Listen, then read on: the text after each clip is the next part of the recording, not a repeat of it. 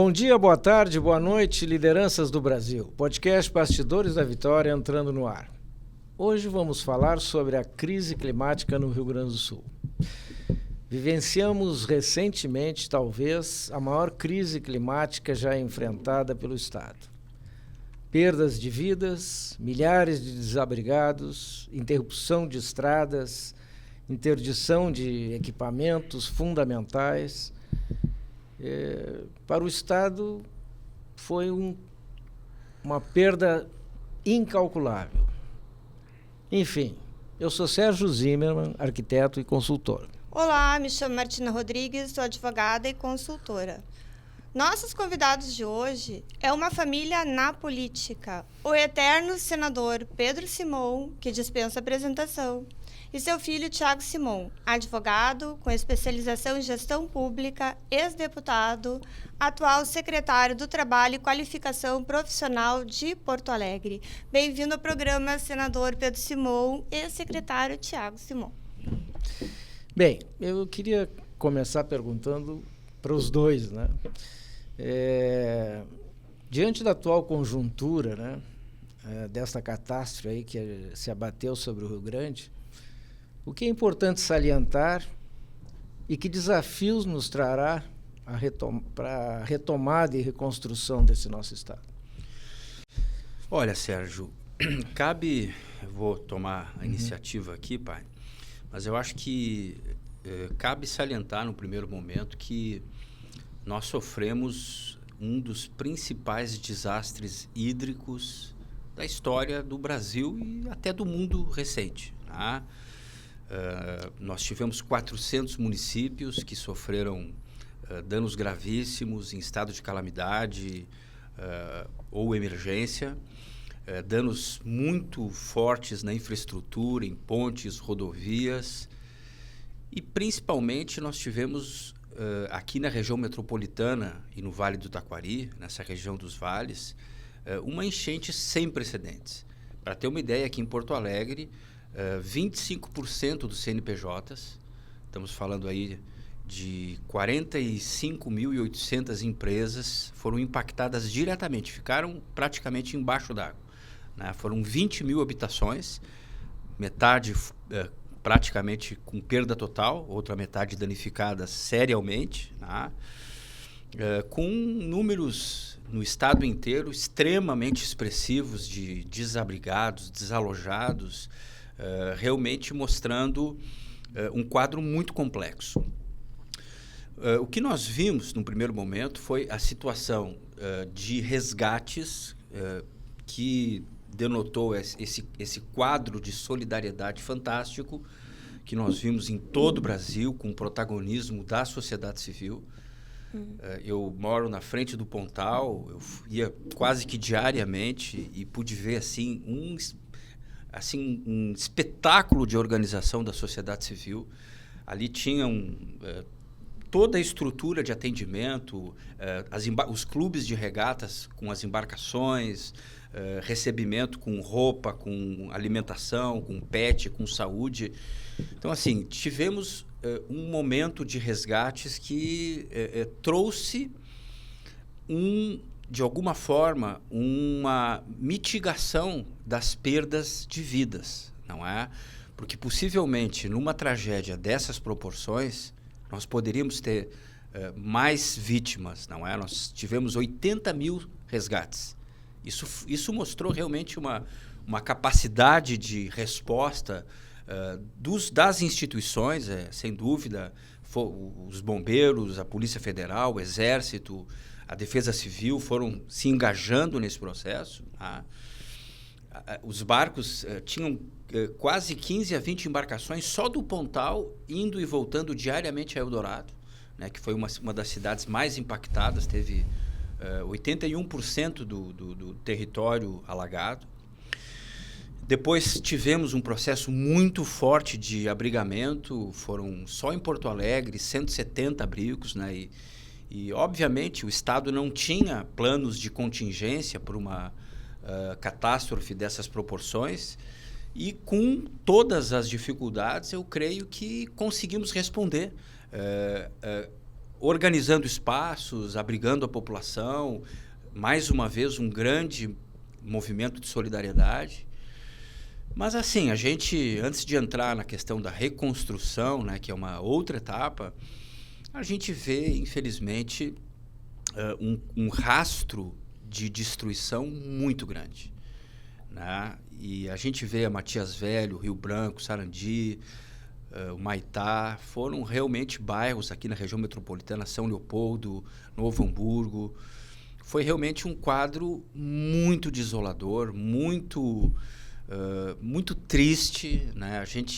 O pai também acompanhou em algumas ocasiões. Ele também foi participar de ações de assistência, de entrega de donativos. Teve na Matias Velho, também tive em vários bairros aqui da cidade, e a gente pôde acompanhar, não é, esse quadro extremamente difícil que o povo do Rio Grande está vivendo, né? Então, se por um lado eu vejo que houve uma capacidade de assistência muito forte, agora nós precisamos dar um passo além e trabalhar fortemente pela reconstrução do nosso estado. Senador, o Pacto Federativo, a dívida pública, no momento como este, para o debate, né, que a gente está aqui, nos desafia para uma realidade emergencial, onde tudo isso está sendo colocado à prova. Qual o caminho que a gente tem que trilhar? Quando você fala no Pacto Federativo, convém salientar a diferença entre o Brasil e os Estados Unidos. Perfeito. Os Estados Unidos eram regiões praticamente independentes, províncias independentes, que se reuniram e abriram mão da sua autonomia para um Estado federado, ao qual elas estavam unidas. E fizeram um pacto entre eles. As províncias, Inglaterra, Nova York, todas elas mantiveram muito dos seus direitos, principalmente de constituir o orçamento. Então a gente vê hoje nos Estados Unidos, que a gente até fica meio assim, mas como tem estado que tem divórcio, tem estado que não tem divórcio. Tem estado que tem pena de morte, tem estado que não tem pena de morte. Sob todos os sentidos, eles mantêm uma certa autonomia. O Brasil não. O Brasil eram províncias, era um império unificado que se constituiu numa república unificada. Então, são províncias, mas perderam a sua autonomia. Quer dizer, a União detém o comando geral. Então, praticamente, nós não temos autonomia no que tange aos nossos gastos, a receita. Tudo está na mão do governo federal. Então, o Rio Grande do Sul é hoje um estado que, ao longo do tempo, foi diminuindo a sua arrecadação e aumentando as suas despesas. O Rio Grande do Sul sempre foi um estado muito importante em exportação. Nós exportamos muito mais do que importamos. Então, no imposto sobre exportação, o Rio Grande do Sul tinha uma das suas maiores fontes de renda. A União terminou com o imposto de exportação. Até só um argumento de que no mundo não se exporta, não se paga imposto de exportação. E nós paramos, mas ficou de dar uma compensação. E essa compensação até hoje não veio. Então, o orçamento do Estado, ele tem um quebra, tem um vazio que falta entrar e que não acontece. Então, nós viemos brigando, lutando contra um orçamento complicado, difícil, e que não está ao encontro das nossas responsabilidades. Então, o que a gente vê? O Brasil vem lutando, e o Rio Grande também. Agora, o Rio Grande sente desde o início um déficit da sua arrecadação, um déficit da sua força de recursos. Então, teve outro fato que aconteceu para nós gravíssimo. Saiu o imposto de exportação, o governo ficou de nos compensar, e até hoje não vem essa compensação, até hoje não veio, quer dizer, desequilibrou o nosso orçamento. E, por outro lado, se a gente olhar em termos do que aconteceu com o Rio Grande do Sul, tem alguns fatos que são importantes. Por exemplo, o Rio Grande do Sul tem... o Rio Grande do Sul teve uma dívida que foi aumentando, e essa dívida não era com um Estado, não era com uma empresa, era uma série de empresas, uma série de dívidas que só dava uma complicação, não se sabia como fazer, e dava quase que uma irresponsabilidade. Se eu não me engano, foi até o governador Collor, que foi à União e discutiu com a União fazer uma federalização das dívidas. Então, todas aquelas dívidas que a gente tinha, a gente passava para a União. Passava para a União pagava e nós ficávamos devendo para a União. Isso aconteceu quando, na época do Sarney, era presidente da República, primeiro ele fez o plano cruzado, que deu muito certo, mas depois ele fez o segundo plano real, deu uma confusão e nós ficamos numa dificuldade enorme. A inflação foi a 70%, 80%, foi um terror. E foi nesse momento que a inflação brasileira estava tremendamente elevada que se fez esse acerto. Então nós ficamos devendo para a União e a União pagou as nossas dívidas. Mas o que aconteceu? Aquele esforço que nós fizemos para dever, quando nós começamos a pagar, veio o plano real. Quer dizer, mudou tudo. A inflação veio a zero. E em compensação, a nossa dívida foi aumentando, porque foi um terror de aumento. Todo mundo reconheceu, é um absurdo. Era a coisa mais normal, a União se reunir e dizer, não, vamos ver qual é que é. Antigamente, para a inflação era 60%, e nós tínhamos que fazer correção sobre 70%. Agora não, a inflação é 0%. Mas não fizeram isso. Então, são anos que o Rio Grande do Sul vem pagando muito mais do que devia. Quer dizer, aumentou o déficit e estourou nosso orçamento da deficiência. O que aconteceu? Esse era o drama que nós estamos vivendo. Então, essa dificuldade que nós estamos vivendo. Agora, bota em cima dessa dificuldade que está acontecendo. Eu estou falando isso para explicar para que os companheiros entendam o problema que nós estamos vivendo. Nós já estávamos vivendo uma época difícil. Nós tínhamos brigando, eu no Senado, durante 32 anos, brigando para que a nossa dívida já está paga há muito tempo, que nós pagamos há muito tempo com os juros que fizemos. Tá. Então, nós queremos ter uma anistia dessa dívida. Está essa discussão, está esse debate. Nós, na época de governador, o Olívio já naquela época, o Olívio era governador, na época do Senado. Eu tive uma reunião com o então presidente Lula, e era o Paim, e eram os Zambiás, os 3 senadores. Fizemos uma reunião com o Paim e com a vice-presidente, que era chefe de gabinete dela, secretário da Casa Civil dele. Fizemos uma reunião começamos às 9 horas, fomos às 1h30 da madrugada. Lá no Palácio, discutindo sobre o problema. Aí nós topamos, então, vamos fazer uma comissão, e essa comissão vai fazer... Aqui o governo do PT, o Olívio, não quis, não saiu a comissão. E continua até hoje. Nós entramos em continua esse debate. Então, no meio desse contexto, acontece o que está acontecendo. E o que está acontecendo? A gente fala na enchente terrível que foi em 41. Foi realmente, depois dela já vieram várias, agora, nessa acontecendo, é a terceira, nesse ano é a terceira, mas nenhuma tinha se comparado com o drama que foi em 1941. Hoje, 1941, é brincadeira perto do que está acontecendo. Quer dizer, lá foi grave, mas foi rápida, veio e foi. Aqui não, aqui é uma catástrofe que vem se repetindo, e não dá, meus irmãos, para a gente imaginar com profundidade o que a gente está vivendo. Não dá, é uma coisa inexplicável. A primeira fase que a gente via aquelas dezenas de pessoas do segundo andar, no telhado, então era a busca para salvar a pessoa. O trabalho foi, aliás, muito emocionantemente bem feito, de que as vítimas não foram tantas quanto podiam. E as pessoas foram salvas com helicóptero. O helicóptero que veio em cima, e veio o helicóptero até o governo de São Paulo, o governo do Paraná, o governo federal, e foi uma coisa que salvou muitas vidas, que é uma coisa quase impossível. E depois olha, eu tive uma tia Zélia, né? Eu tive uma tia Zélia, e eu e a minha mulher. Eu fiquei 2 horas e meia ali. Ali eu tinha uns 90 mil habitantes. Não tinha, todas as casas debaixo derrubadas, não sobrou nada das casas, nada. Na frente de cada casa, de cada terreno que a casa depois, uma montanha de lixo. Mas uma montanha de lixo enorme. Mas de todo, não vi nada.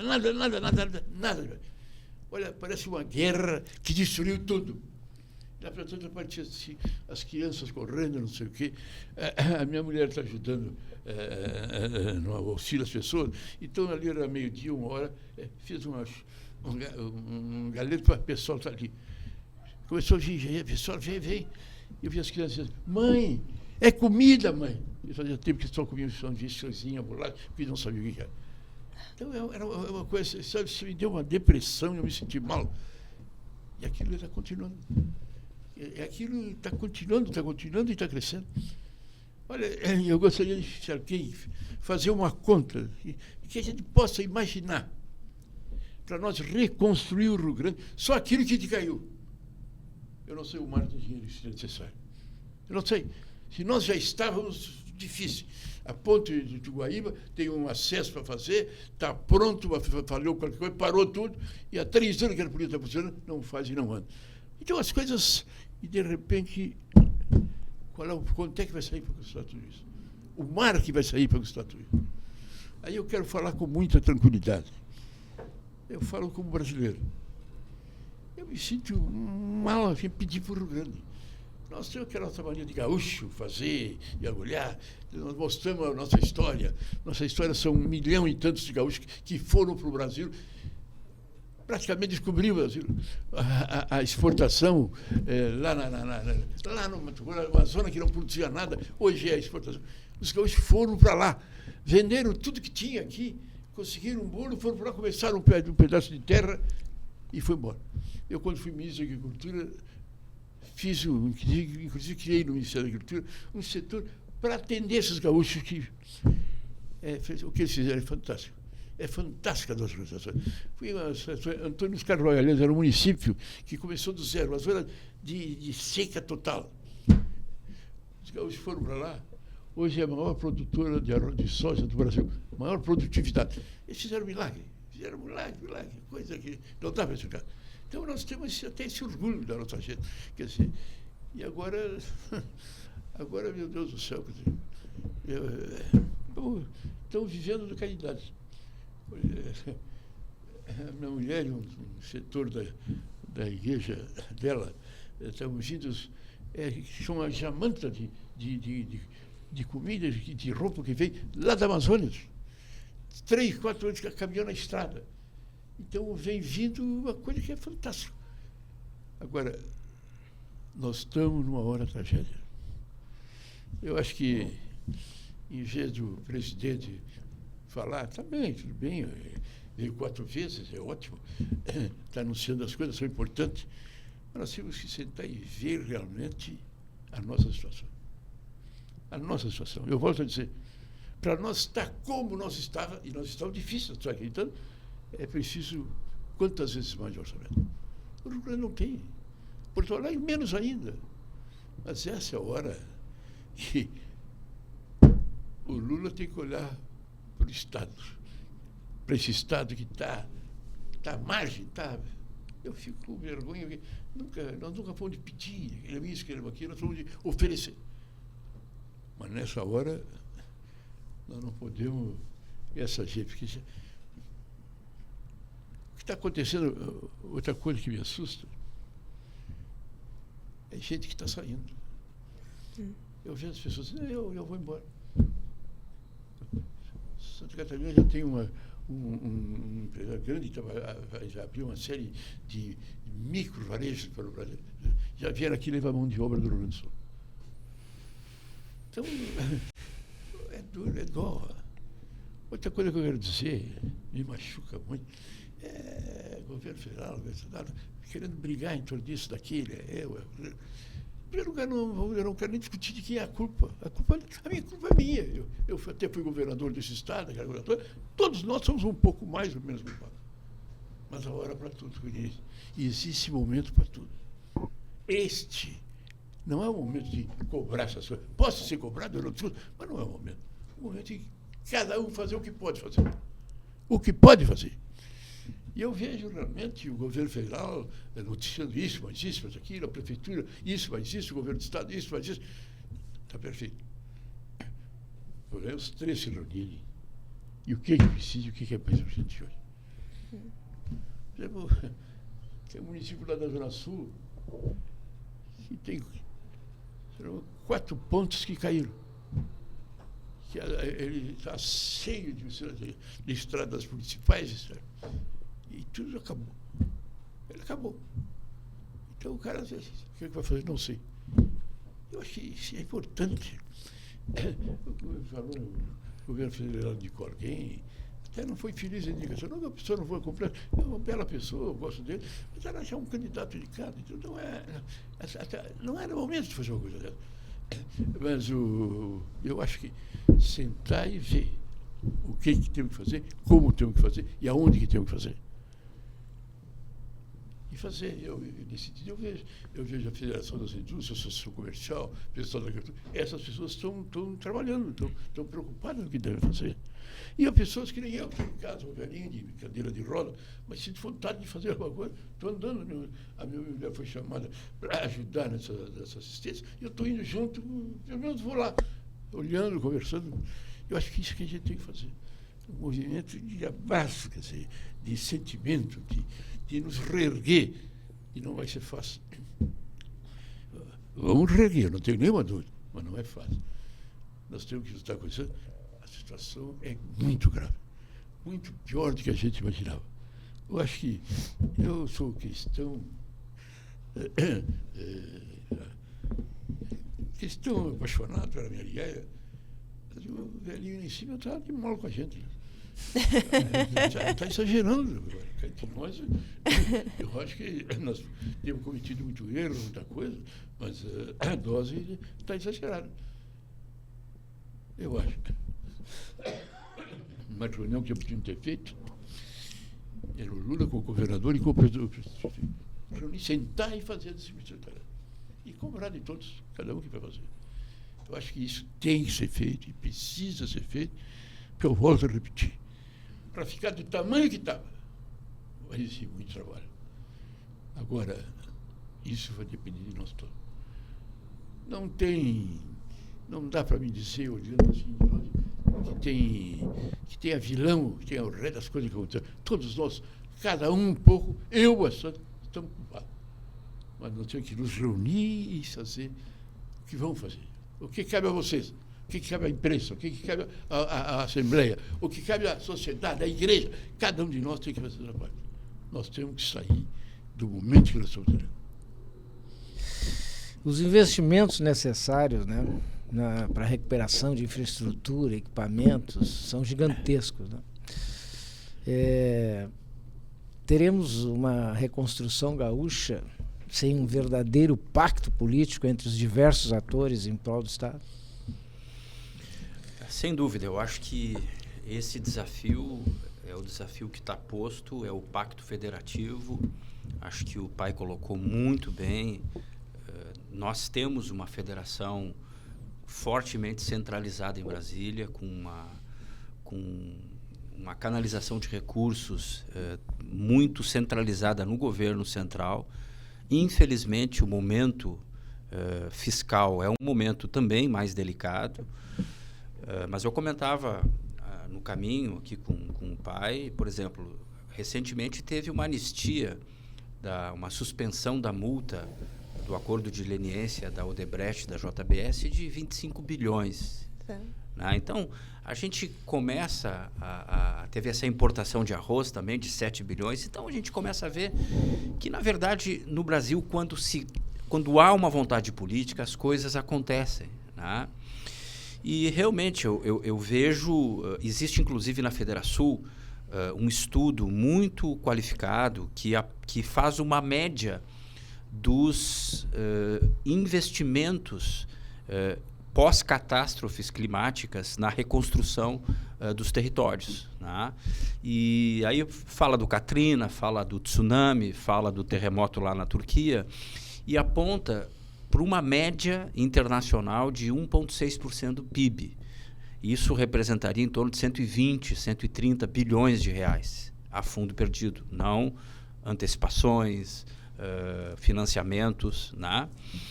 Então, assim, primeiramente é muito importante definir esse aporte por parte do governo central, porque, como foi dito aqui, tantos municípios, né, nós estávamos escutando um prefeito, por exemplo, Canguçu tem 8 mil quilômetros de estradas vicinais, está fazendo o escoamento da soja, do trigo, enfim, tem o transporte escolar. Eles não têm condições de fazer a patrola das estradas, né?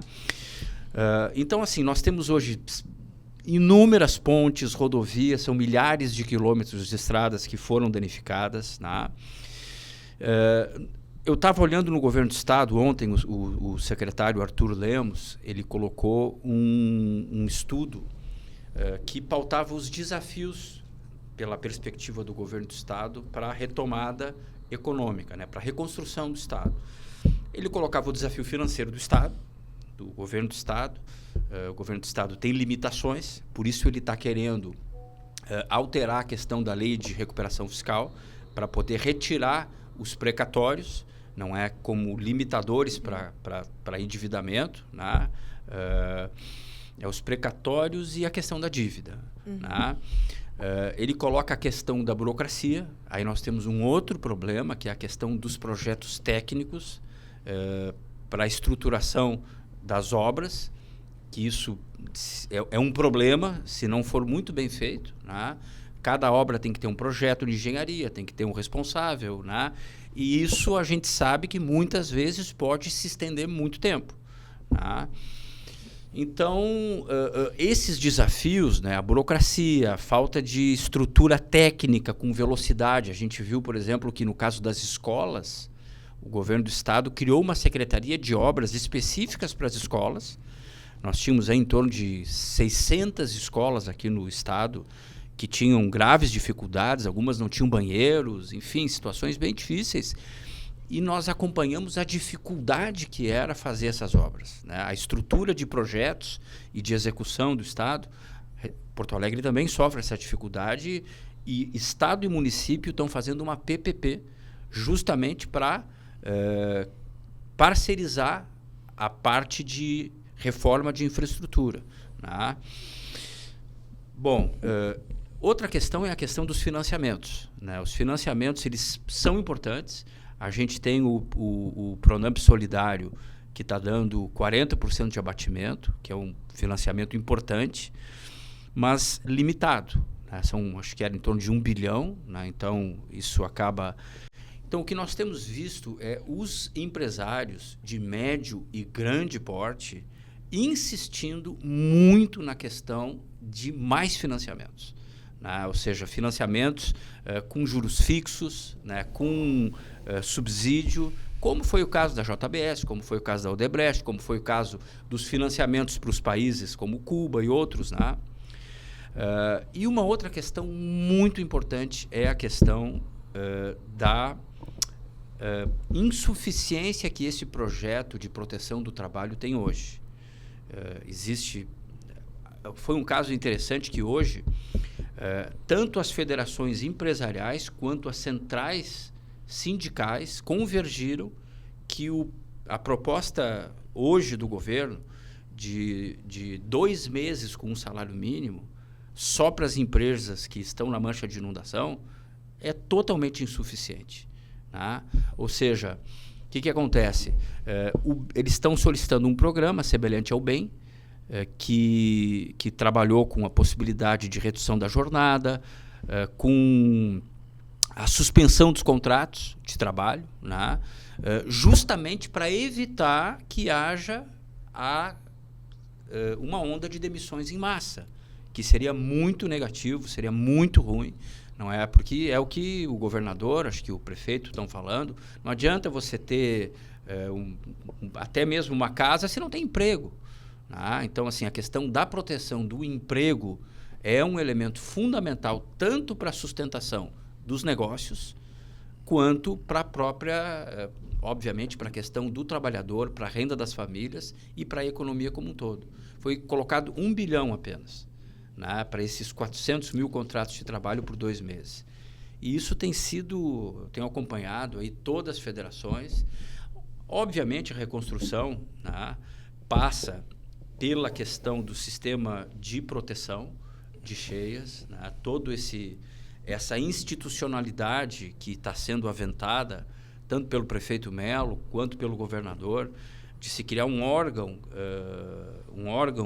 que possa fazer o controle da bacia do Guaíba, que tenha financiamento do governo federal, que tenha cogestão dos municípios aqui envolvidos, né? Que trabalhe a questão dos diques, das comportas, do muro, enfim, de todo esse sistema. Ele vai ter que ser, a própria questão das cotas vão ter que ser reanalisadas, análise estrutural dos diques, todo esse processo, né? Teve um instituto da Holanda aqui, e isso talvez eu diria, teve um estudo do Aode Cunha, muito interessante, onde ele mostra que talvez essa decisão seja vital, justamente para a decisão dos investidores, né? Ou seja, esse sentimento de segurança em relação à não repetição, não é, de um evento dessas proporções, é fundamental para que os investidores retomem os seus investimentos e justamente a gente possa superar esse quadro. Interessante.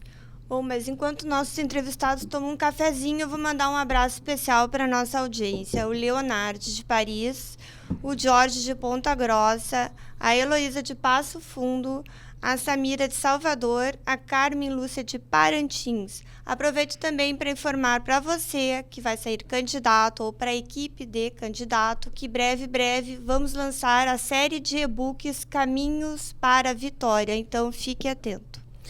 Aproveito também para os agradecimentos aos nossos parceiros, SBS Engenharia Limitada, solidez que inspira a confiança, grandes obras, grandes realizações, Facas Dom Cássio Selaimen, facas com alma, use com orgulho e guarde por gerações, Sinduscom, há 75 anos, conectando, construindo e transformando o habitat dos gaúchos. E vocês, colaboradores anônimos, através do nosso QR Code. Senador, no seu entender, as autoridades locais estão respondendo bem nesse momento de crise pós-enchente? Olha, eu acho que o governador tem atuado, tem trabalhado. Não conseguiu ter alguma identificação com o governo federal para trabalharem junto, mas tem feito. O Lula veio 4 vezes aqui, tem falado, mas acho que está muito aquém do que precisa. Quer dizer, os fatos reais ele tem que vir ver, analisar e entender que ajudar a Biocê, tudo bem, mas a crise é muito maior e é muito mais política. O Melo, eu fico com pena do Melo, que ele está fazendo um trabalho, mas o trabalho dele era um trabalho formiguinha, né? Ele levanta às 6 da manhã, nos bairros, nas vilas, e estava. Hoje já se tinha uma nova visão de Porto Alegre, aquela avenida Beira-Rio, que a gente passou anos dizendo que tinha que fazer alguma coisa, ficou belíssima de passar, mas caiu tanto que eu não sei nem o que tem e o que não tem. Mas ele continua levantando de madrugada. Agora, o que eu vejo é um plano de conjunto. O plano Porto Alegre e Rio Grande do Sul. O que vão fazer? Isso não está acontecendo. Até o contrário, que o governador está cobrando assim, e não pode ficar na base apenas de quem está representando o governo federal aqui, o governo do Estado. Tem que ser na base de comando. Quer dizer, governo federal, governo estadual e municipais, e fazer o entendimento. Onde o governo federal tem que entender que a margem de tudo que ele está dando, ficar fazendo, falta muito mais que a participação presente de conteúdo, de colaborar no sentido de sair do desastre que nós nos encontramos. Isso não está acontecendo, quer dizer, há uma angústia com relação a gente, como é que vai ser, como é que não vai ser. Quer dizer, não sei, eu fico tonto, porque realmente Eu me coloco na pessoa dessas pessoas, no lugar deles, qual é a angústia, o que eles imaginam, o que pode ser feito, o que não pode ser feito. E é coisa total, quer dizer, a pessoa, a nossa secretária da minha mulher, ela trabalha no serviço doméstico lá de casa, ela tinha ela levou 30 anos para pegar o terreno e fazer a casinha dela, e durante o tempo foi pelo lado do ano, fez isso. Agora ela ficou sem nada. Um terreno esburacado e as coisas assim. E isso é milhares de pessoas. E é difícil, que não dá nem para a gente imaginar. Então, o cara humilde, pobre, conseguiu um terreninho, foi fazendo devagarinho, e de repente está na beira da estrada. Está dependendo, por amor de Deus, da coisa para comer. E o que é mais grave, não está tendo a perspectiva do que vai acontecer. O que vai ser, o que não vai acontecer. Isso, eu acho que não está direito. Não. Acho que deve haver um coletivo nisso tudo, e nós todos somar, até no sentido de uma participação coletiva, cada um dos que tem dar alguma coisa, não só o governo federal, nem o estadual, nem o municipal, mas a sociedade no seu contexto geral. Isso eu acho. Eu sinto que, de certa forma, ainda a gente não tem o consenso de que a coisa é tão grave como está.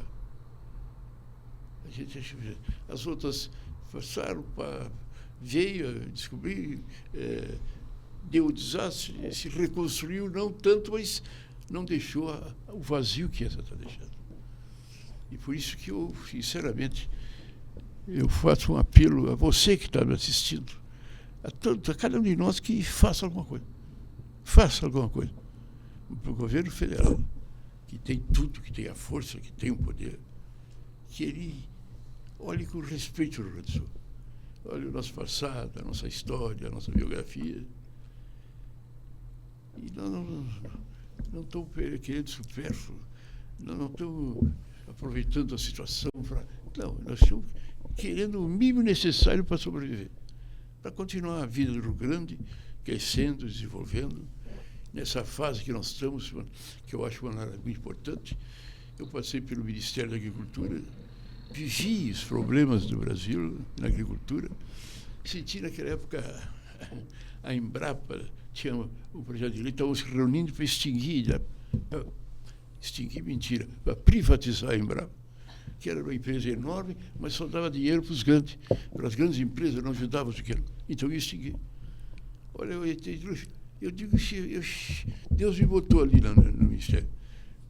Conversou com o Sarney, presidente da República, e ele concordou. Nós tínhamos que... Não é esse que... É verdade, a Embrapa não olhava para o pequeno produtor, só olhava para os grandes. Mas por que só olhava para os grandes? Os grandes tinham dinheiro para investir. Os grandes proprietários de terra, das grandes propriedades, inclusive internacionais, podiam investir. E a Embrapa podia entrar. Agora, o agricultor, não tinha nada para fazer. Aí nós fizemos o contrário. Iniciamos a construção da Embrapa, que era viver em prédio alugado. Fizemos um baita, hoje é um prédio espetacular, e passamos a botar dinheiro na Embrapa. E hoje a Embrapa, no mundo inteiro, a empresa de produção de alimentos, no mundo inteiro é a primeira no mundo. E o mundo mudou. Quando eu fui ministro da Agricultura, a produção de agricultura da agricultura era 50 milhões de dólares. 50 milhões. Hoje está em 300 milhões. Está em 300 milhões. Hoje somos a segunda maior do mundo, então a PIC vai ser a primeira. E nesse, o Rio Grande do Sul é pioneiro. O Rio Grande do Sul, não só ele, mas os gaúchos que foram para Paraná, para Santa Catarina, que foram lá para Mato Grosso, que foram para tudo. Eu acho que esse é o trabalho que está aí, vai andar. E eu não tenho dúvida que o Brasil está rumo a ser um grande país. Então, nós, o Rio Grande, que fizemos muito ontem e queremos fazer muito amanhã, nós não estamos pedindo caridade, de dar uma esmola para nós. Não, nem ofendo o Rio Grande do Sul nesse sentido. Não, nós queremos condições para nós sobreviver e avançar adiante. Produzir mais, ter mais produtividade. O Rio Grande foi o trabalho do Rio Grande do Sul, com esse milhão de gaúchos que foram para o Brasil inteiro, é interessante salientar. Os paulistas tiveram os bandeirantes que vieram por tudo que é lugar, mas vieram procurar o ouro, a esmeralda, vieram enriquecer. Os nossos gaúchos não, venderam tudo que tinham aqui e foram para lá. E produziram esse Citroën espetacular que está lá. E esse aumento de produção em 20 anos de 50 bilhões para 2 bilhões, para 200 bilhões. Então, o Rio Grande, quando está se falando que o Brasil tem que fazer um esforço para avançar, para crescer, para desenvolver, para ocupar o seu espaço, o Brasil, os índices hoje de crescimento são importantes, são significativos, mas estão muito aquém do que pode ser. O Rio Grande do Sul é um leão dormindo. O Brasil é um leão que tem tudo para continuar avançando. E o Rio Grande do Sul, o Brasil que me respeite, está numa situação dobrada, sem saber como vai sair, mas não estamos entregues. A nossa fibra está de pé. Nós estamos nos roendo, nos virando, fazendo o que pode, mas não queremos ficar aqui para ver a esmola de lá, não. Nós queremos que venha a contribuição para o Rio Grande recuperar. Isso nós temos direito. E pelo nosso passado, pela nossa história, nós temos o direito de pedir o que, por amor de Deus, é obrigação da União. O povo, a gente, os governadores dos estados estão vendo isso e estão prestando essa ajuda. O governo federal, mais aí. Então, eu estou sentindo que, em primeiro lugar, eu acho que o povo está trabalhando, está lutando, está se esforçando. Mas falta um pouco mais de uma coordenação geral. Acho que se desse uma das coisas que, por amor de Deus, é um problema sério que tem eleição. Não, seria ridículo transferir a eleição, acho que ela pode sair, até o ambiente eleitoral, para ver a sinceridade das coisas que estão acontecendo. Agora, nesse momento, cada um fazendo a sua parte, nós vamos sair disso. Nós vamos sair. Meu amigo Lula, é hora do senhor olhar com profundidade. O Rio Grande merece. E o senhor precisa fazer isso. Muito bem. Secretário Thiago, a Prefeitura criou diversos abrigos emergenciais aí, para o acolhimento, né, dos desabrigados. Mas sendo isso uma solução provisória, né, que iniciativas estão sendo previstas aí para a retomada dessas famílias, assim, principalmente no seu âmbito de moradia, que é a base da família ali, né? Não, sem dúvida. Tem, na verdade,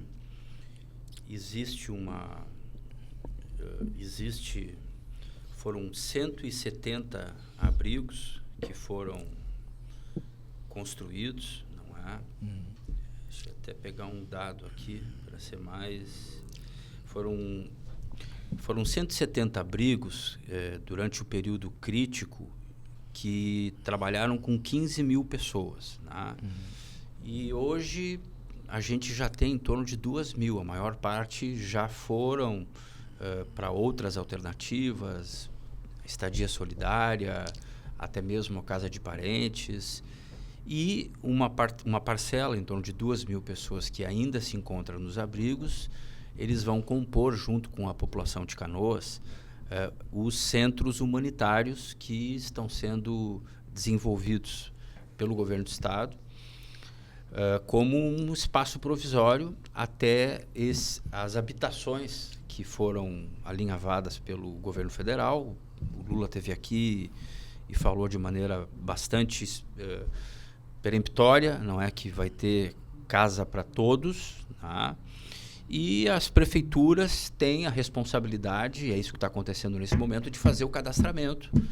Inclusive, ontem teve uma prorrogação desses prazos. Porto Alegre já tem bastante gente que se encontra nesse processo, né?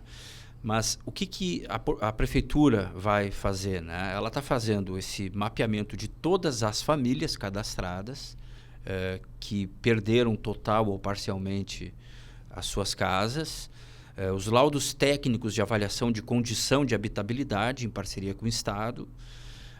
Aí tem, junto com o governo federal, a questão de um critério de priorização, não é, para destinação das famílias em condição mais crítica, né, ao programa de compra assistida, que aí engloba aquele estoque de imóveis prontos. Não é? Ou seja, tem um estoque, eu acho que de 2.000 imóveis que já estão à venda, acho que nos leilões da Caixa, dos bancos públicos. E a Caixa, se eu não me engano, está cadastrando também, né, Thiago? Exato. Que tem que ter uma série de critérios. Não pode ser na área atingida, até R$200 mil. Exatamente, até 200 mil, acho que é de 100 Tem esses critérios, né? Só que, obviamente, esses imóveis prontos, eles não serão suficientes. Claro. Eu acho que são em torno de 2.000, não sei se todos em Porto Alegre. Então, obviamente, vai haver a necessidade de novas habitações, de construção de casas, né? Ou edifícios populares, né? Então, está se discutindo a avaliação de mais de 150 terrenos, não é, para a identificação de projetos habitacionais. E, além disso, uma questão muito importante, que é o mapeamento de métodos construtivos ágeis. Ou seja, não tem tempo para ficar naquela circunstância de... Então, tem uma parceria com a URGS, pela proposição de soluções à União, a partir da identificação, do mapeamento desses territórios que englobem essas condições, de esses critérios colocados pelo governo federal, pela Caixa. Então, assim, eu acho que um dos maiores desafios que nós teremos é realmente a questão da habitação, né? Só que em Porto Alegre a gente fala de 20.000 unidades. É muita coisa, né? Então isso não pode... Quando a gente vê, por exemplo, aquela enchente de 6 meses atrás no Taquari, que passou por Roca Salles, Mussum, aqueles municípios, a gente viu que passaram 6 meses e não tinham uma casa pronta. Então a gente vê que muitas vezes a capacidade de resposta do Estado, às vezes... Agora, é uma tragédia de proporções imensamente superior.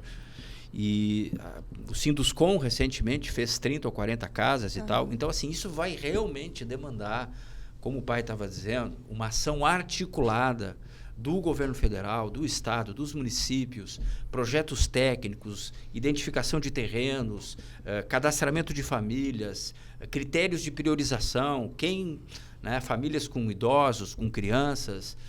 Então, tudo isso é um momento bastante crítico e realmente eu acho que não cabe a politização de um quadro tão sensível, tão dolorido, né, de tanto sofrimento. Acho que todos nós que passamos pelos abrigos, participamos dos resgates, vimos a situação e vemos a situação que hoje nós temos em muitos bairros da região metropolitana completamente desolados, destruídos, famílias que perderam tudo, empresas, né? A gente vê tantos empreendedores que colocaram suas vidas nos seus negócios também nessa circunstância, gente sem seguro, sem nada, famílias em áreas alagadas também que, além de perder a casa, teve a desvalorização total do seu terreno, não tem perspectiva nesse momento, né?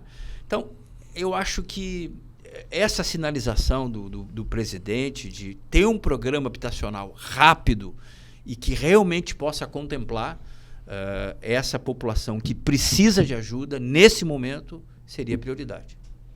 Mas, senador, aproveitando esse gancho aí do Thiago, né, que falou do governo federal, o governo federal fala em antecipações de benefícios, financiamentos para retomada das empresas, mas até o momento a gente aqui não está sabendo muito, né, sobre essa chegada de recursos a fundo perdido para a reconstrução do nosso Estado.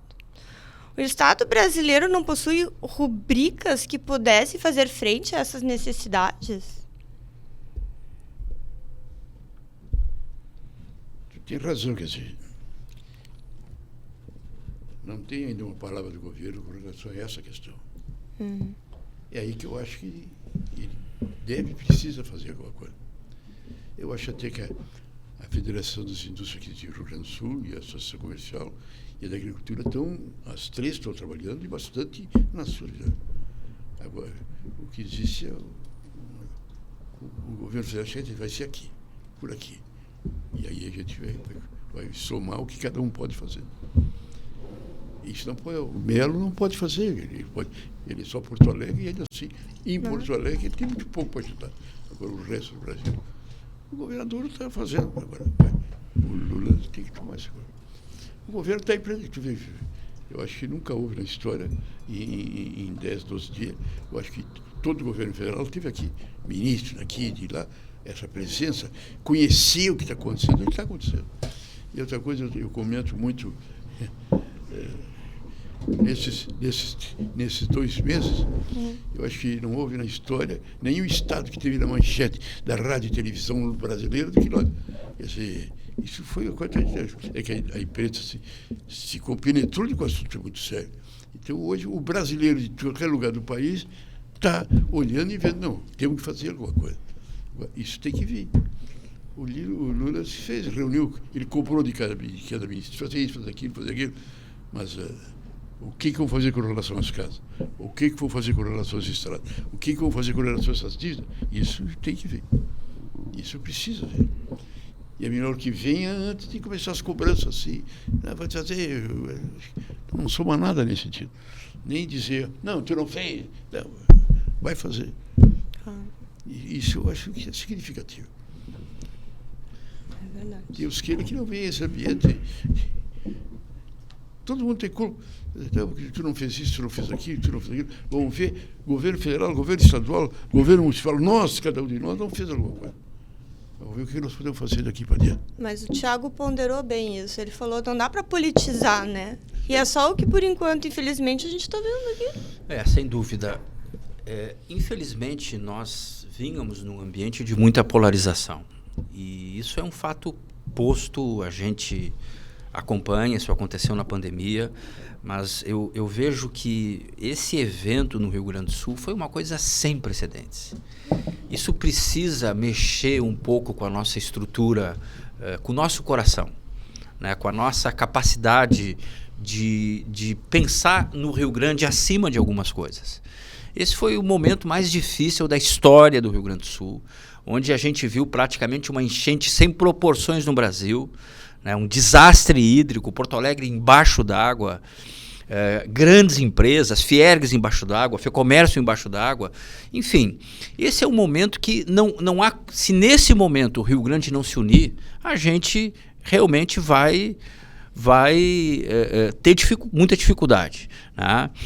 E eu vejo que existe um espírito de coesão, né? Eu acho que essa bipolarização, infelizmente, e a véspera da eleição, ela é um componente que atrapalha, mas existe um sentimento de coesão e de trabalho pelo Rio Grande do Sul. Então a gente vê muitas instituições da sociedade civil, igrejas, clubes, né? As entidades empresariais, os conselhos de classe, um movimento em prol do Estado muito grande.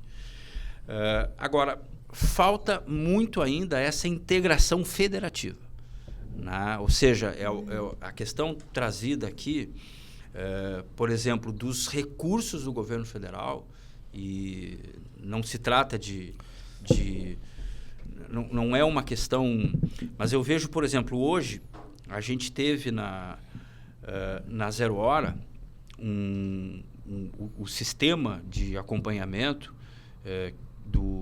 colocava que foram anunciados 91,7 bilhões. 13 bilhões foram repassados. Desse montante, 8 bilhões são antecipação de benefícios, 2 de prorrogação de tributos e 3 de verbas novas. Nós estamos há 45 dias. Isso é do jornal 0 Hora. Isso é um dado concreto. Então, assim, a gente começa a ver um sentimento de muita indignação, no sentido de ver uma intervenção mais efetiva, mais concreta, né, nos financiamentos, nas subvenções, nas intervenções. E, realmente, isso vai ser determinante para a gente poder dar sustentação às empresas, às prefeituras, né? E mais velocidade de recuperação, né? Só em Porto Alegre aqui nós temos 18 postos de saúde e quase 100 escolas que foram fortemente atingidas, né? Isso no estado são números muito grandes e nós vamos ter que ter recurso para fazer isso. Não, e a gente não lembrou de falar do aeroporto, né? É. O governo federal não está falando nada do aeroporto Salgado Filho, né?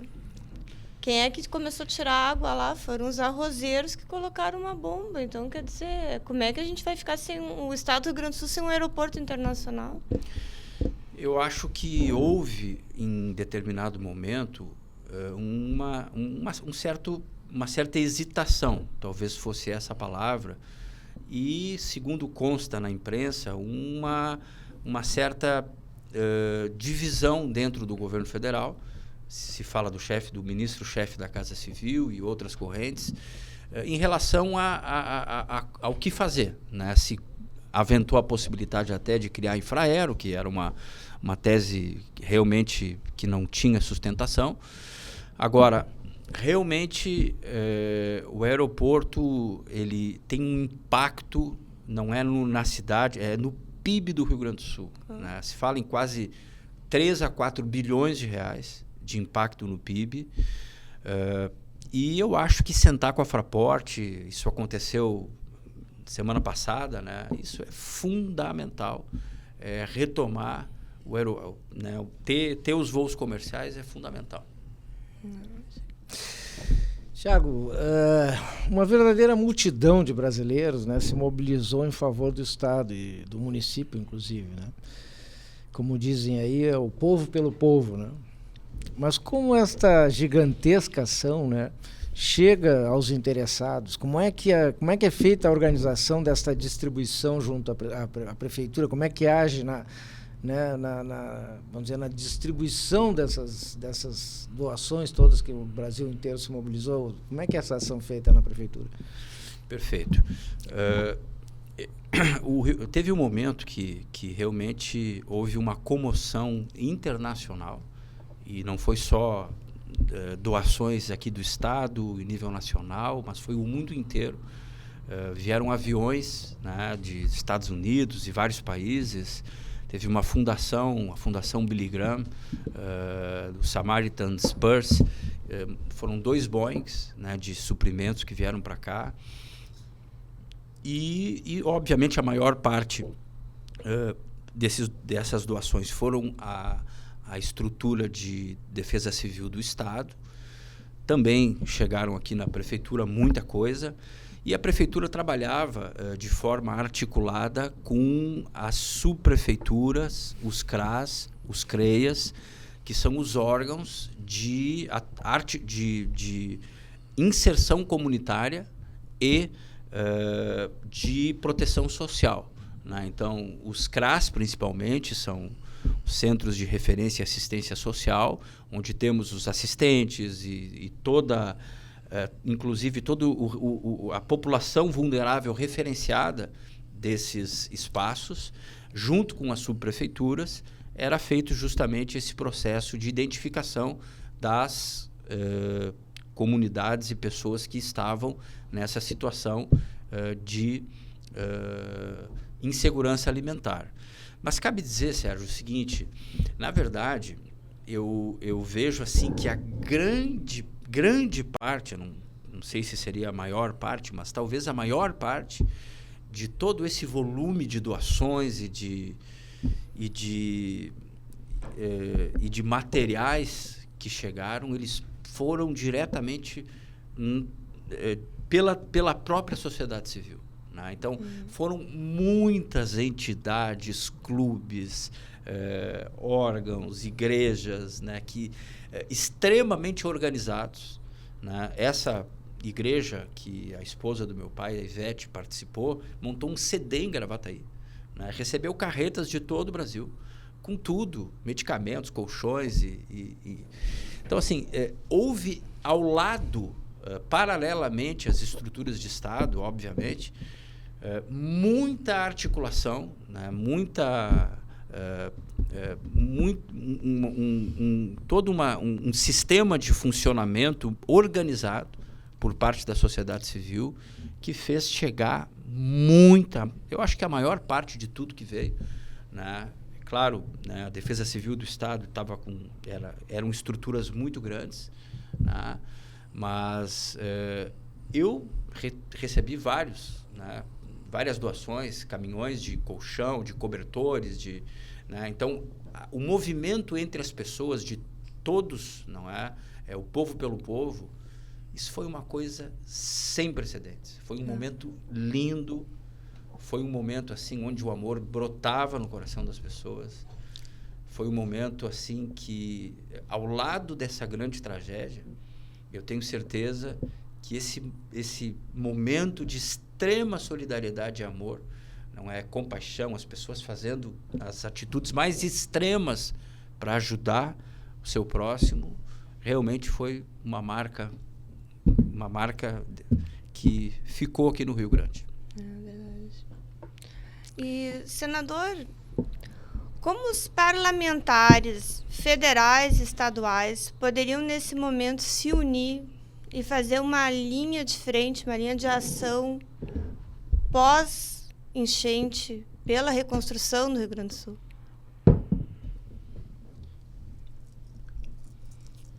O parlamento está vivendo uma fase complicada, né? Bastante.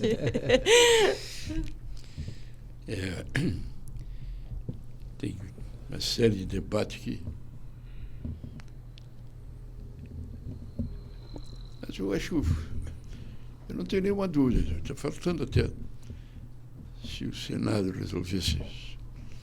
O presidente do Senado e o presidente da Câmara, que tem uma atuação até às vezes exagerada em colocar a Câmara e o Senado na vitrine, marcados para a reunião, o presidente dizer, olha, o que nós vamos fazer nessa altura para a hora que nós estamos vivendo? Eu acho que seria interessante, né? Vamos fazer, convocar a reunião, convocar a reunião para a gente ouvir e manifestar o interesse. Mas eu acho que eu não tenho dúvida eu não tenho preocupação no sentido de que qualquer medida que o governo tomar que precisa do apoio do Congresso com relação ao drama que nós estamos vivendo, o Congresso não vai falhar. Nem a Câmara, nem o Senado vão estar presentes. Isso eu estou convencido. Mas tu tem razão, a pergunta é o que o Congresso pode fazer? Eu respondo que naquilo que o Executivo pedir para participar, não tenho dúvida. Mas, à margem disso, os dois presidentes podem marcar uma reunião, convidar o presidente e partir para o entendimento. Seria realmente uma questão mais do que positiva e seria o caminho ideal. Mas será que essa cisão que nós temos aí, né, de eles e nós, será que isso não está com dificuldade? Mas eu quero reforçar uma questão. Isso. O presidente do Supremo Tribunal Federal, o presidente da Câmara e o presidente do Senado e o presidente da República tiveram aqui no Rio Grande do Sul, e na ocasião o presidente do Supremo em exercício, na época, o atual vice-presidente, acho que era o Fachin, ele declarou o seguinte: olha, aqui a gente pode fazer um regime jurídico diferenciado para fazer as contratações no ritmo mais acelerado que quiser. Vocês estão vivendo uma tragédia sem precedentes, o Supremo está aqui, está vendo isso e podem contar com a gente. Não precisaria dizer mais nada, né? Mas tem que executar isso aí agora, eu acho né? que a pergunta é importante. Pois é. Seria o fato de chegar nos presidentes da Câmara e do Senado e do próprio Supremo, fazer uma reunião interpoderes para dizer presidente. Acho que as manifestações são positivas, não tenho nenhuma dúvida nesse sentido. Claro. Mas eu acho até que, no caso, a predisposição do Congresso e até mesmo do Supremo, em primeira instância, o Congresso, né, que precisa aprovar, autorizar os projetos legislativos, na verdade, existe essa predisposição. Na verdade, eu vejo que falta uma iniciativa por parte do governo federal, justamente para trazer ações mais robustas, mais fortes, né, que possam efetivamente suprir essas lacunas. Né? Porque a gente tem uma sensação, assim, né, que eles estiveram aqui, eles falaram, não sei o quê, mas parece que falta, assim, uma coisa mais concreta, né, uma ação, olha, o Estado brasileiro está aqui, isso aqui é um problema do Brasil, não é um problema do Rio Grande do Sul. Exatamente. Afinal, vamos dizer, a intempérie agrediu o Brasil, não por acaso foi no Rio Grande do Sul. O sentido de uma federação é justamente essa solidariedade entre os entes federados. Exatamente. Não é? Que possa agregar o conjunto da federação num momento como esse. Ainda mais quando se trata de um Estado superavitário, né, que contribuiu, enviou 104 bilhões de reais no ano passado, recebeu 40 e poucos. Historicamente, é um Estado que envia riqueza, impostos, receita tributária, enfim, é um Estado que contribuiu historicamente, como o senador trouxe aqui, contribuiu imensamente para o Brasil. Foi durante muitos anos o maior exportador per capita e teve perdas muito grandes com a Lei Candir, que desonerou corretamente, mas sem a devida compensação, né? Com o endividamento também. E no momento que realmente o Estado, que é a quarta economia do Brasil, sofre uma intempérie dessa proporção, não haveria o que discutir. Esse é o momento que um plano de reconstrução do Rio Grande do Sul, concreto, com recursos definidos, não é, para trazer segurança econômica, jurídica, para as pessoas terem confiança. Um elemento fundamental é o índice de confiança dos empreendedores, né? Até não se trata somente do empreendedor, mas é ele que gera o emprego, que gera renda, que gera o sustento das famílias, que gera a prosperidade. Então, é olhar de maneira sistêmica e, como tu dissesse, Sérgio, não é um problema do Rio Grande unicamente. Né? Isso gera impacto no PIB do Brasil. Sim. Né? Já tem, inclusive... Já tá, acho que ontem o Haddad falou sobre isso, né? Já está mensurado, né? Então isso tem efeitos. E tem uma outra questão que eu acho muito importante, que o estudo da Federação também traz, que é os efeitos positivos da reconstrução, não é? Ou seja, é plenamente factível.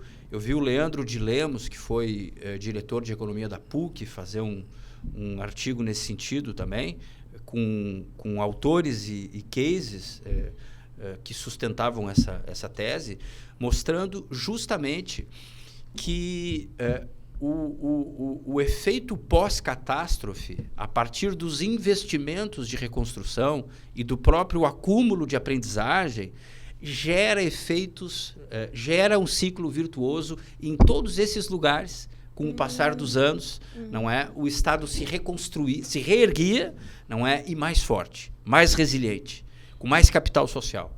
Tá? Então, assim, é plenamente possível. A gente precisa justamente de um plano robusto de reconstrução do nosso Estado e de uma união de todos os entes federados e políticos. Tiago, recentemente a Prefeitura já retomou, mesmo que parcialmente, né, a rodoviária, o mercado público, dando fortes indícios, né, da preocupação com o meio produtivo, né? Que outras ações devem seguir, né, e serem retomadas assim, para que as cadeias produtivas possam ter uma manutenção do trabalho e do emprego, né? Sem dúvida. Opinião, né? Sem dúvida. Foi dentro desse projeto que trouxe o escritório de reconstrução da cidade, foi justamente um dos eixos que foram apresentados, além da questão da infraestrutura, né? São 6 eixos estratégicos, né? Na verdade, muito foco na questão da infraestrutura, a recuperação dos equipamentos públicos, escolas, postos de saúde, praças, vias públicas, né? A estratégia habitacional, como eu disse, a estratégia climática, que faz toda essa contenção, né? E estratégia também de monitoramento e informação. Santa Catarina é a referência hoje. Eles têm 4 radares de monitoramento de todo o território catarinense, né? Com meteorologistas, hidrólogos. Então, esse sistema, inclusive o governador também está envolvido nesse processo. E na parte econômica, é realmente muito importante trazer algumas questões que são são fundamentais. Há uma medida muito importante de incentivo à retomada do 4º Distrito, que foi uma área que teve um salto econômico, de infraestrutura, de tecnologia, o Caldeira, né? Realmente foi uma dor a gente ver aquela perda de um processo de reinvenção territorial da nossa cidade. Tem ações muito interessantes de isenção do solo criado, de potencial construtivo. Então, conjuntamente com os empreendedores, se apresentou uma série de medidas para reincentivar os investimentos ali no 4º Distrito. Uma série de medidas tributárias que são fundamentais no sentido de trabalhar essa questão de isenções de IPTU, de ISS, né? E não vai ser um trabalho muito forte, né? De postergar esses impostos. E depois entra muito a questão de financiamentos, né? Que isso passa muito pelo governo central, né? Teve recentemente uma discussão ali no 4º Distrito as empresas que não estão na mancha de inundação também querem acessar algumas linhas de crédito, porque entendem que foram indiretamente afetadas, seus clientes, seus colaboradores, seus fornecedores acabaram sendo atingidos e eles entendem que acabaram também sendo prejudicados. E me parece absolutamente plausível essa situação, né? Mas eu acho que é financiamento, né? Crédito para essas pessoas, isenção de impostos, não é? Incentivos para construtivos, para que eles voltem a construir com mais facilidade. E, basicamente, o que o setor econômico precisa, Sérgio, é segurança. Segurança e confiança, né? Para poder voltar a injetar recursos. Bem. Bom, hoje nós estamos aqui em família, né? A gente tem uma entrevista familiar, né? Exato. Então, a família é a família base de tudo. peso, né? Não, claro, uma família de peso. E eu queria fazer uma pergunta já familiar, assim, se o senador me permitir, né? Quem é o Thiago Simão, senador? Quem é o Thiago Simão?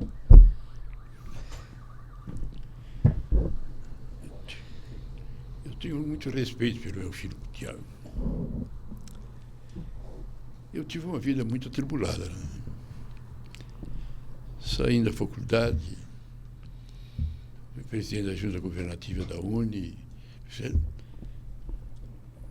entrei numa roda viva que não parou mais. Os 16 anos de deputado foi uma tragédia, quer dizer, que a ditadura naquela época fez com o Rio Grande do Sul, o esmagamento político. Então, a minha família foi vivendo, mas o Tiago, o Tomás e o Mateus, meus 3 filhos, tiveram muito mais a presença da mãe do que a minha. Porque eu nem me lembro como é que foi, foi uma guerra no Rio Grande do Sul, que o Rio Grande do Sul, como o Ijanga era daqui, o Brizola era daqui, o Getúlio Vargas era daqui, a liderança política era daqui, a ditadura quis esmagar o Rio Grande. E fez horrores. E nós resistir foi uma coisa infernal. Então eu vejo agora o tempo que nós temos dialogando. Naquela época era... Eu fico com inveja quando eu vejo vocês usando essa aparelhagem técnica moderna de hoje. Nós, quando estava... Olha, lá em Uruguaiana, o Brizola esteve lá, esculhambou com o MDB e fez horror, os caras estão indo tudo embora. Falou comigo às 5 horas da tarde. Às 7 horas, pegar uma caminhonete, 8 horas até Rio Grande, até Pelotas, discutindo no Guaiana, foi um inferno a nossa vida. Então, eu sou muito grato a Deus, porque meus filhos foram positivos, vocês trabalharam bem, tiveram responsabilidade, tiraram faculdade. Mas eu senti que a vida foi muito dura com a gente. A perda da mãe, naquela onda, em meio à minha candidatura para governador. Mas o Tiago venceu, foi um belo curso de Direito, uma bela caminhada, fez um belo trabalho com o Roberto Ponte na Secretaria do Rigoto, na parte administrativa. Foi um bom deputado, um grande deputado. Até agora ninguém explica por que ele não se elegeu. Todo mundo dizia que ia ser o mais votado. Era generalizado. De repente, não sei, prefiro até nem comentar. Eu acho que é um homem de fé. Eu tenho muito orgulho do Tiago. O Tomás e o Matheus. O Matheus eu perdi com 10 anos. Eu estava em Brasília, foi um dia de maior importância, quando nós resolvemos lançar a candidatura à presidência da República. Realmente lançamos a candidatura e fomos buscar o Sarney para ser vice-presidente. O Sarney era presidente nacional da Arena. Rompeu com a Arena, saiu e veio para o MDB. E aí nós fomos registrar a candidatura, Tancredo para presidente e Sarney para vice. E o registro era na campanha, era na mesa do Senado, porque a eleição era indireta. E aí a gente disse, o Cadeira é bom, não ia registrar a candidatura do Sarney e ia implodir. E eu tive que ficar em Brasília, tinha marcado era um fim de semana prolongado, de Todos os Santos, finados, a Tânia, o Tiago, o Matheus, todo mundo preparado para ir para a praia, e eu disse que não pude vir. E aí a Tânia ficou muito chateada, e foi ela com o cara. E você, filho, ainda teve uma discussão, o Mateuzinho, que era uma pequena, sempre estava lá atrás, já estava sentado, e o Tiago e o Tomás discutindo quem ia na frente. Aí a Ivete mandou os 3 para trás, os 2 para trás, e trouxe o Mateuzinho para frente. O Mateuzinho, você nunca tinha sentado lá na frente. Estourou o pneu, o carro bateu na estrada ali no muro. Uma coisa sem nada. Morreu o Mateuzinho. Aí foi uma desgraça enorme. A mulher nunca aceitou, entrou numa depressão. Então essa foi o Tomás casou, ficou 10 anos para ter um filho, conseguiu ter 2 e foi fazer compra no supermercado, caiu morto. Então a Tânia morreu na depressão, nunca mais se levantou. Essa foi a minha vida, uma vida difícil. aqueles anos de ditadura, e toda a ditadura em cima do Rio Grande do Sul. Caçaram, prenderam. Foi uma tragédia que o Rio Grande do Sul viveu. E a gente resistindo. E, modéstia à parte, mas o Rio Grande do Sul foi de grande responsabilidade na virada. Quando veio o AI-5 e fecharam tudo, foi aqui no Rio Grande do Sul que nasceu a Assembleia Nacional Constituinte, a dieta já. Aí um movimento espetacular. Mas eu sinto que Deus ajudou. Refiz a nossa vida, ganhei o governo do Estado, Tiago, Pedro, companheiro, o Tomás, o Mateuzinho, o Pedro, minha nova esposa, a Ivete, um trabalho espetacular, foi da assistência social. Mas eu paguei o preço caro. Olha, e não pude esquecer aquilo que eu queria dar para meus filhos, aquela amizade, aquele carinho, aquele afeto, aquela convivência. Eu fiquei devendo. E eu me lamento. Mas eu acho que eu não tinha outra escolha. Eu não pedi para trabalhar, eu estava ali, na hora, quando todas essas coisas aconteceram, está lá o Pedro Simão na presidência e tinha que levar dentro. Agradeço a Deus que eu saí vivo, mas perdi a mulher e 2 filhos. Mas foi um momento bonito do Rio Grande do Sul, sabe? Olha, foi um momento bonito. E quando se escrevia a história da retomada da democracia, da coisa, vai se ver a história do Rio Grande. Vai se ver que todo esse movimento foi no auge da ditadura. Congresso fechado, Câmara fechada, Senado fechado, a imprensa era só publicações, as poesias de Castro Alves, ou as receitas de Dona Benta, que iam nas páginas políticas, porque era tudo censurado. No meio daquilo, tudo quando estava no chão, o Brasil se preocupou. E foi buscar no povo, não foi a Assembleia Nacional Constituinte, foi o povo que fez e conquistou a Direta Já, conquistou o habeas corpus, conquistou a anistia e conquistou a Assembleia Nacional Constituinte. E nós participamos, o Rio Grande do Sul participou. E eu agradeço a Deus que no meio da sua... Não perdoa, meu Deus, eu não podia ter levado os meus filhos.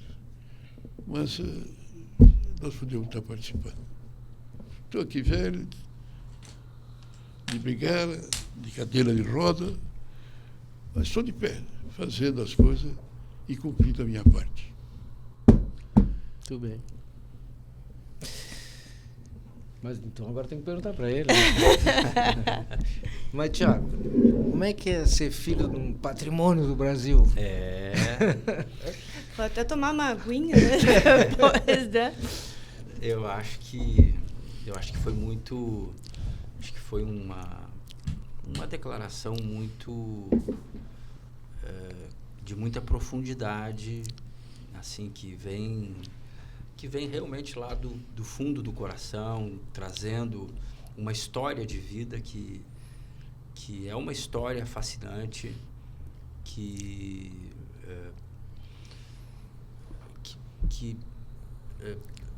eu vejo muito assim na vida do meu pai, alguém que um exemplo muito claro de alguém que se entregou totalmente a uma causa. Alguém que entregou totalmente a sua vida a uma causa da liberdade, da democracia, da justiça, do amor, né? E isso sempre moveu a vida dele. Não foi o poder, não foi a eleição, não foi o dinheiro, não foi nada disso, né?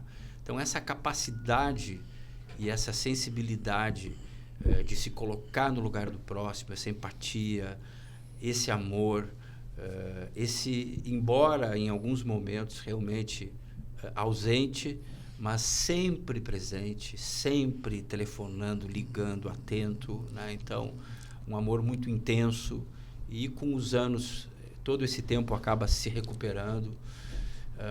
um pai maravilhoso, sempre a gente teve referências de valores, referências éticas, né, muito fortes, e ao mesmo tempo ele foi uma referência para gerações de famílias, de gaúchos, de brasileiros, né? Eu tive a honra de andar por todo esse estado, e por onde eu andei, eu encontrei alguém que disse: o teu pai esteve aqui. Né? Então, ele realmente palmilhou, caminhou por todo o Rio Grande, plantando sementes da democracia, da ética. Tá?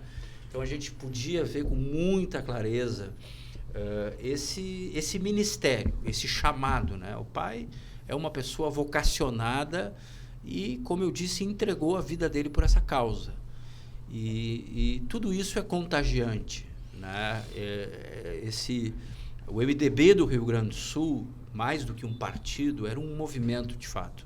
Né? Um movimento de pessoas que tinham uma causa. Então, eu vejo assim, né?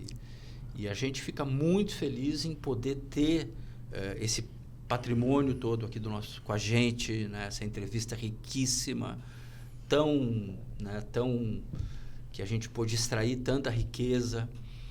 Então, esse é o nosso guerreiro aqui, Pedro Simão. É o senador dos gaúchos. É o senador dos gaúchos. É isso aí. Eu queria deixar aqui o profundo agradecimento do programa pela presença dos dois, né? Senador, um referencial para nós todos, quem faz política no Rio Grande do Sul. O senador é uma luz, né, para todos. E, Tiago, espero que tu, com essa herança toda aí, né, consiga continuar essa caminhada aí e orgulhar aí esse nosso estado todo aí. Se Deus quiser. Muito obrigado pela presença dos dois, tá? Valeu. Muito obrigada. Bem, podcast Bastidores da Vitória, semanalmente trazendo convidados com as mais diversas especialidades e experiências, preocupados com a cidadania e com os destinos do Brasil. Vitória Consultoria, inovando pela liberdade. Bom dia, boa tarde, boa noite e até semana que vem, Lideranças do Brasil.